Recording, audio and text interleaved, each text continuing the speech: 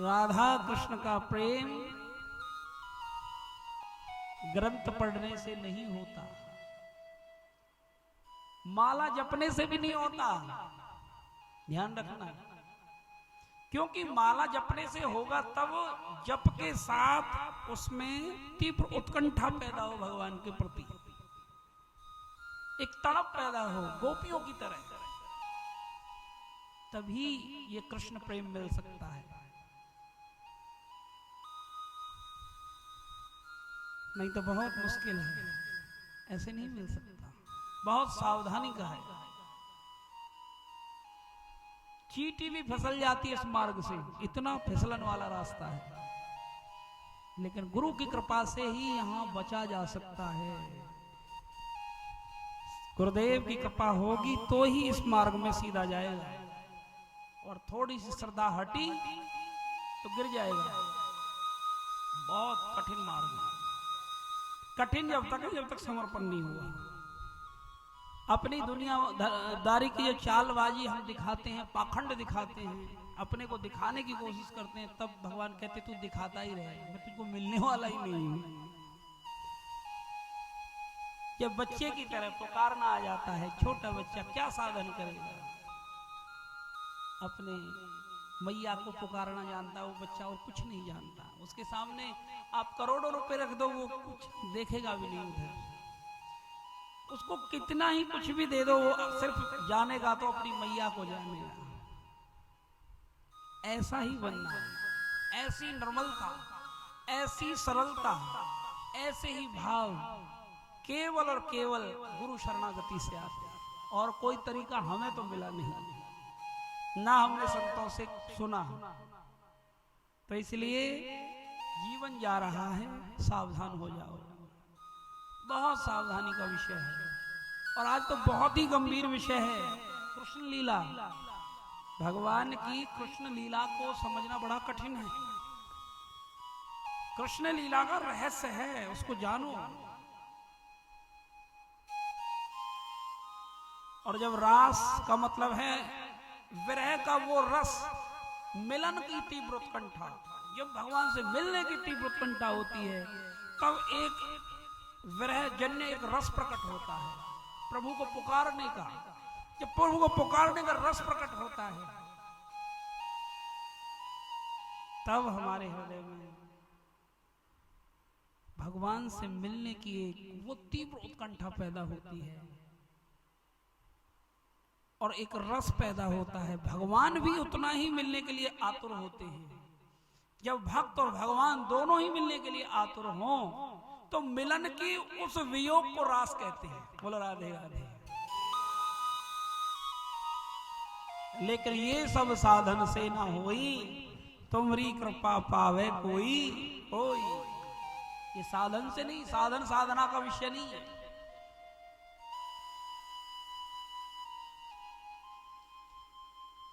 तो इसीलिए आप बहुत अच्छे अच्छे भक्त यहाँ बैठे हैं, आपकी गुरु भक्ति को मैं प्रणाम करता हूँ। आप सभी का भाव भी अपने गुरु के चरणों में लगा रहे। बस भगवान से मैं यही मांगता हूँ, हमारा भी लगा रहे और आपका भी लगा रहे। हमको भी प्रभु ऐसी समझ दें, ऐसा भाव दें, ऐसी कृपा करें, वाणी में वो दिव्यता पवित्रता दें, ताकि हम भगवान के इस लीला का आनंद ले सके। लीला चाहती है श्रद्धा, लीला चाहती है समर्पण, लीला चाहती है अपनापन। कथा में जब ये चीज नहीं, श्रद्धा नहीं, विश्वास नहीं, अपनापन नहीं, प्रेम नहीं, तो वहां कथा उसके लिए है ही नहीं। दुनिया को तो बहुत रिझाया और रिझाते ही आए हैं, अब गोविंद को रिझाओ, ये रिझाने की वेला है। आइए गुरु के चरणों में मंगलाचरण करते हैं, सब नेत्र बंद करके अपने गुरु को का ध्यान करेंगे, उनके चरण कमलों का। जिनके गुरु नहीं है वो राधा रमन लाल के चरणों का ध्यान करेंगे, और जिनके नहीं है वो आज गुरु भगवान से अपने गुरु की भिक्षा मांगेंगे। हे प्रभु, हम आपसे कुछ नहीं मांगते, हम अचला पसार कर आपसे किसी संत की शरणागति मांगते हैं।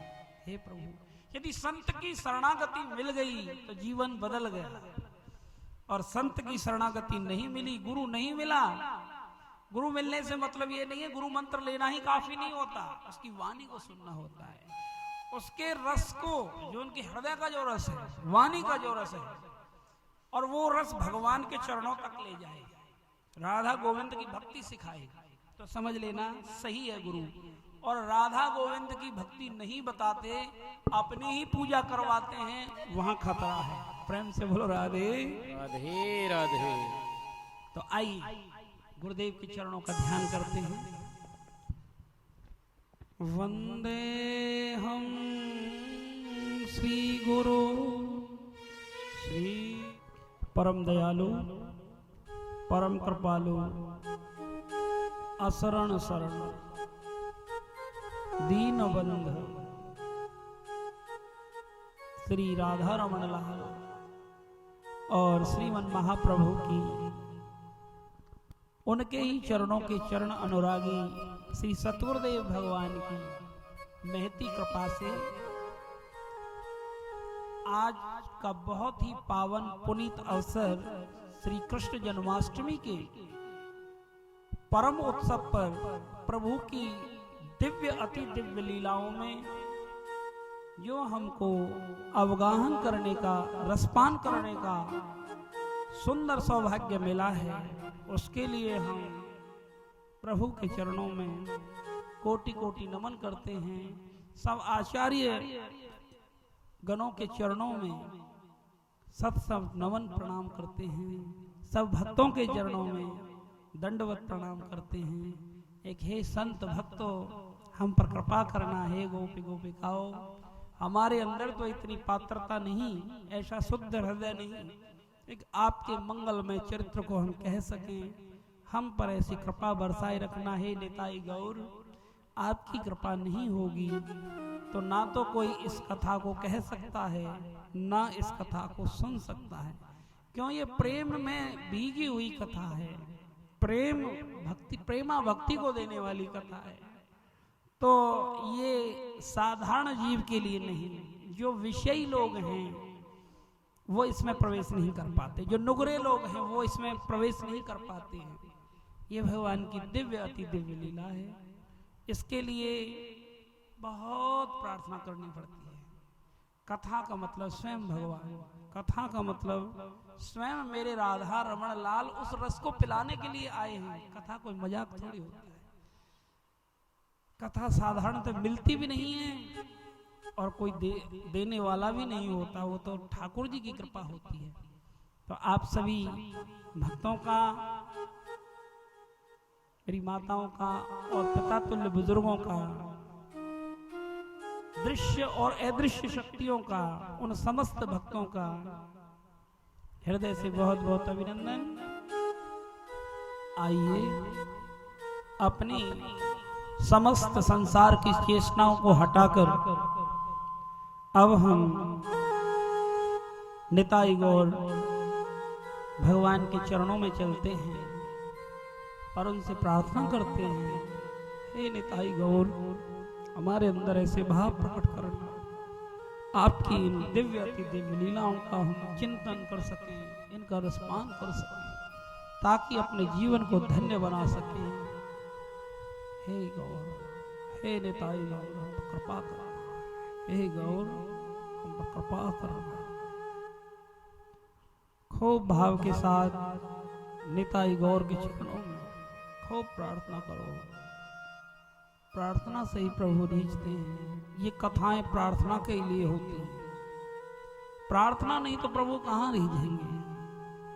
कोई कलाकारी में उलझ जाता है, कोई विद्वता में उलझ जाता है, कोई धन में उलझ जाता है, कोई यौवन में उलझ जाता है।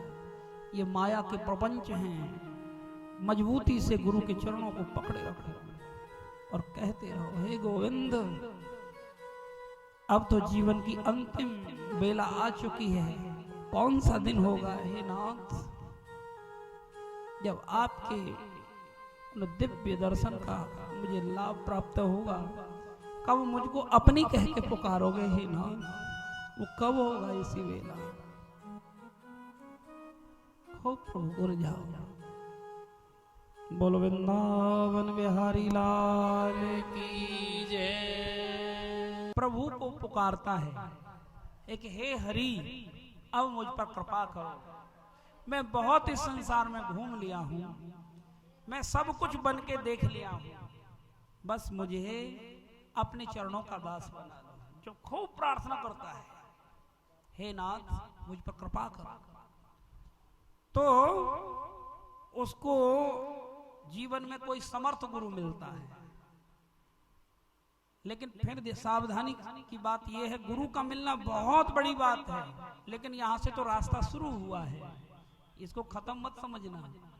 फिर तो आपको और सावधान होना है।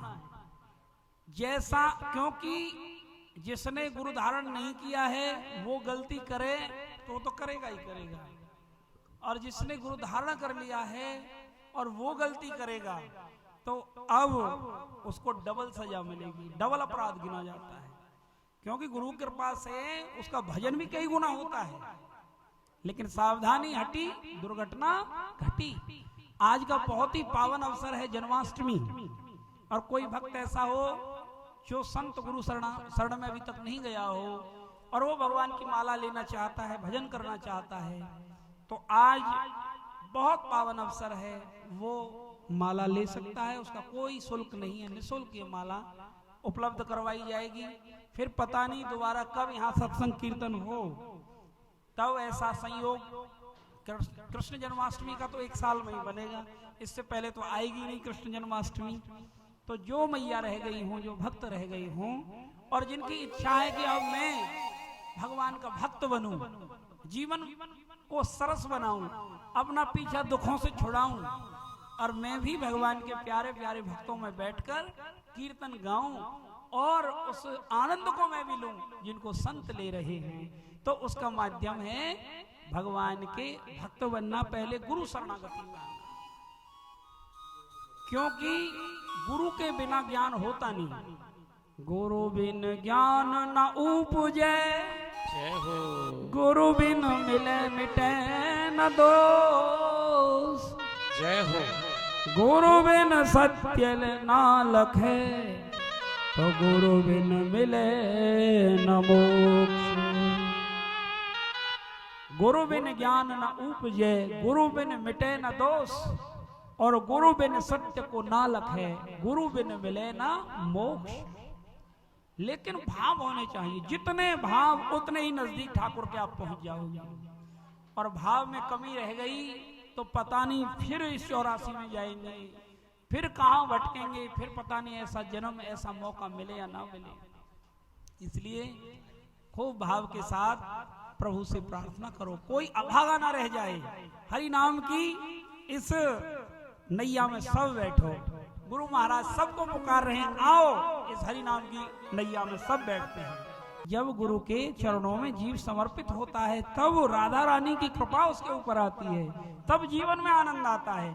और कृष्ण भगवान का जन्म या उनका प्रकटीकरण उस हृदय में होता है, उसको ही आनंद आता है जो भक्ति मार्ग में आगे चलते हैं, जिनके जीवन में गुरु होते हैं। और कृष्ण लीला किसकी, लड्डू गोपाल का घर में लाना बहुत बढ़िया बात, लेकिन अपने हृदय में लड्डू गोपाल कब आते हैं, कन्हैया कब आते हैं उसके हृदय में, जब जीव गुरु के चरणों में समर्पित हो जाता है, तब राधा रानी की कृपा होती है, और राधा रानी की कृपा से ही लड्डू गोपाल हमारे हृदय में आते हैं। बोलो वृंदावन बिहारी लाल की जय। तो इसीलिए भगवान से, गुरु महाराज से यही प्रार्थना करनी है, हे गुरु महाराज हम पर कृपा करो, हमारे हृदय में भक्ति के भाव जगाइए। और जो गुरु महाराज के चरणों में बैठकर सत्संग सुनते हैं, हरि कथा सुनते हैं, उनके तो सौभाग्य का कहना ही क्या है, फिर वो सौभाग्यशाली हो जाते हैं। फिर वो अपना मान नहीं चाहते, उस भक्त का ये लक्षण होता है। गुरु की शरणागति लेने वाला भक्त अपना मान नहीं चाहता कभी भी, वो अपना जीवन नहीं जीता, अब वो गोविंद के चरणों में अपने आप को समर्पित कर देता है। और जब उसको अपने कन्हैया का दीदार होता है अपने हृदय में, जब वो पूरा पक्का भक्त बनता है, जब वो सत्संग में आकर उस रस को चखता है, उस रस का अधिकारी बनता है, तब कहता क्या है? जब उसके हृदय से प्रेम के अश्रुबिंदु निकलते हैं और अश्रुबिंदु में भीग कर, क्यों सतगुरु हमसे रीझ कर एक कहा प्रसंग, वर्षा बादल प्रेम का तो भीग गया सब अंग। जब उसका अंग प्रत्यंग भगवान की भक्ति में भीग जाता है तो वो कहता क्या है, उसके अंदर के उद्गार क्या होते हैं? हे गुरु महाराज, मैंने जीवन इन विषयों में गंवाया, अब आपकी कृपा से मैं इस भक्ति मार्ग पर चलना ही सीखा हूँ, और इस भक्ति मार्ग में जब चलते चलते मैंने जो अनुभव किए हैं उनको भक्त गुरु के चरणों में रखता है।